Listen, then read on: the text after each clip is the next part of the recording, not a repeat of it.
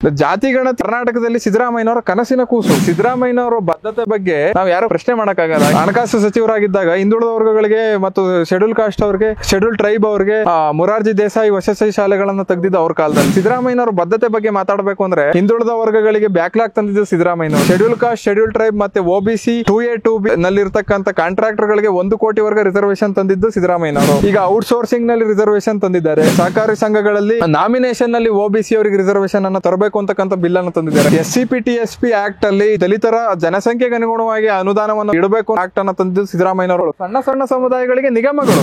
ದೇವರಾಜ್ ಅರಸು ಪ್ರಶಸ್ತಿ ಸ್ಥಾಪನೆ ಮಾಡಿದ್ದು ಸಿದ್ದರಾಮಯ್ಯನವರು.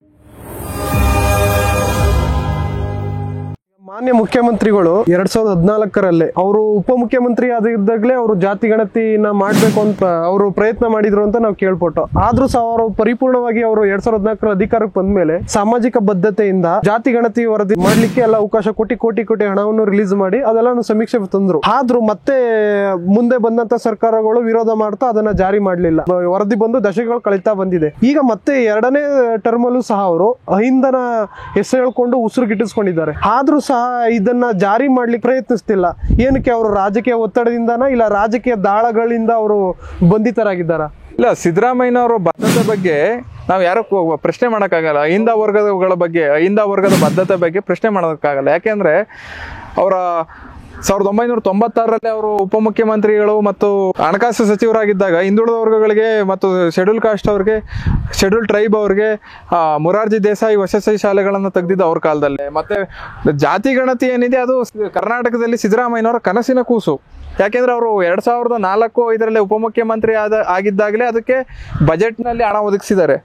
ಮತ್ತೆ ಸಿದ್ದರಾಮಯ್ಯನವರ ಬದ್ಧತೆ ಬಗ್ಗೆ ಮಾತಾಡಬೇಕು ಅಂದ್ರೆ ಹಿಂದುಳಿದ ವರ್ಗಗಳಿಗೆ ಬ್ಯಾಕ್ಲಾಗ್ ತಂದಿದ್ದು ಸಿದ್ದರಾಮಯ್ಯನವರು. ಶೆಡ್ಯೂಲ್ ಕಾಸ್ಟ್, ಶೆಡ್ಯೂಲ್ ಟ್ರೈಬ್ ಮತ್ತೆ OBC 2A 2B ನಲ್ಲಿರ್ತಕ್ಕಂಥ ಕಾಂಟ್ರಾಕ್ಟರ್ ಗಳಿಗೆ 1 ಕೋಟಿ ವರ್ಗ ರಿಸರ್ವೇಶನ್ ತಂದಿದ್ದು ಸಿದ್ದರಾಮಯ್ಯನವರು.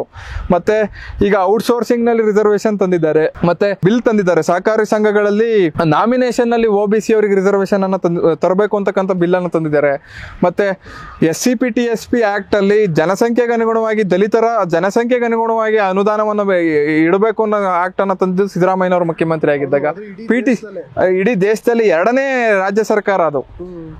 PTCL ಆಕ್ಟ್ ಗೆ ತಿದ್ದುಪಡಿ ತಂದಿದ್ದು ಸಿದ್ದರಾಮಯ್ಯನವರು ಇತ್ತೀಚೆಗೆ 2023ರಲ್ಲಿ. ಮತ್ತೆ ಪ್ರಬುದ್ಧ ಇರ್ಬೋದು, ಸ್ವಾವಲಂಬಿ ಸಾರಥಿ ಇರ್ಬೋದು, ಈಗ ಹಲವಾರು ಯೋಜನೆಗಳು ಮತ್ತೆ ಹಲವಾರು ನಿಗಮಗಳು, ಸಣ್ಣ ಸಣ್ಣ ಸಮುದಾಯಗಳಿಗೆ ನಿಗಮಗಳು. ಮತ್ತೆ ದೇವರಾಜ್ ಅರಸು ಪ್ರಶಸ್ತಿ ಸ್ಥಾಪನೆ ಮಾಡಿದ್ದು ಸಿದ್ದರಾಮಯ್ಯನವರು ಉಪಮುಖ್ಯಮಂತ್ರಿಗಳಾಗಿದ್ದಾಗ. ಇಂಡಸ್ಟ್ರಿಯಲ್ ಲ್ಯಾಂಡ್ ಅಲ್ಲಿ ರಿಸರ್ವೇಶನ್ ತಂದಿದ್ದು ಶೆಡ್ಯೂಲ್ ಕಾಸ್ಟ್, ಶೆಡ್ಯೂಲ್ ಟ್ರೈಬ್ಗೆ 24% ಭೂಮಿಯಲ್ಲಿ ರಿಸರ್ವೇಶನ್ ತಂದಿದ್ದು ಸಿದ್ದರಾಮಯ್ಯನವರು. ಹಿಂದುಳಿದ ವರ್ಗಗಳಿಗೆ 10% ಭೂಮಿ KADB ನಲ್ಲಿ ಲ್ಯಾಂಡ್ ಕೊಡಬೇಕು ಅಂತ ರಿಸರ್ವೇಶನ್ ತಂದಿದ್ದು ಸಿದ್ದರಾಮಯ್ಯನವರು.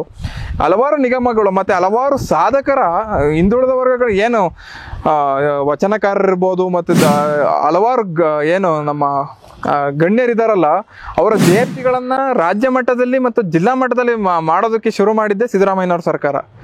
ಮತ್ತೆ ಹಿಂದುಳಿದ ವರ್ಗಗಳ IAS IPS ವಿದ್ಯಾರ್ಥಿಗಳಿಗೆ ಕೋಚಿಂಗಿಗೆ ಸಹಾಯ ಮಾಡಕ್ ಶುರು ಮಾಡಿದ್ದು ಸಿದ್ದರಾಮಯ್ಯನವ್ರ ಸರ್ಕಾರ. ಹೀಗೆ ಸಿದ್ದರಾಮಯ್ಯನವರು ಹಲವಾರು ದೇವರಾಜ್ ಅರಸು ಅವರು ಹಿಂದುಳಿದ ವರ್ಗಗಳಿಗೆ ಓವರ್ ಆಲ್ ಅಹಿಂದ ವರ್ಗಕ್ಕೆ ರಾಜಕೀಯ ಶಕ್ತಿಯನ್ನು ತುಂಬಿದ್ರೆ ಸಿದ್ದರಾಮಯ್ಯನವರು ಸಾಮಾಜಿಕ ಆರ್ಥಿಕ ಶಕ್ತಿಯನ್ನು ತುಂಬಿದವ್ರೆ. ಅದರಲ್ಲಿ ಯಾವುದೇ ಎರಡು ಮಾತಿಲ್ಲ.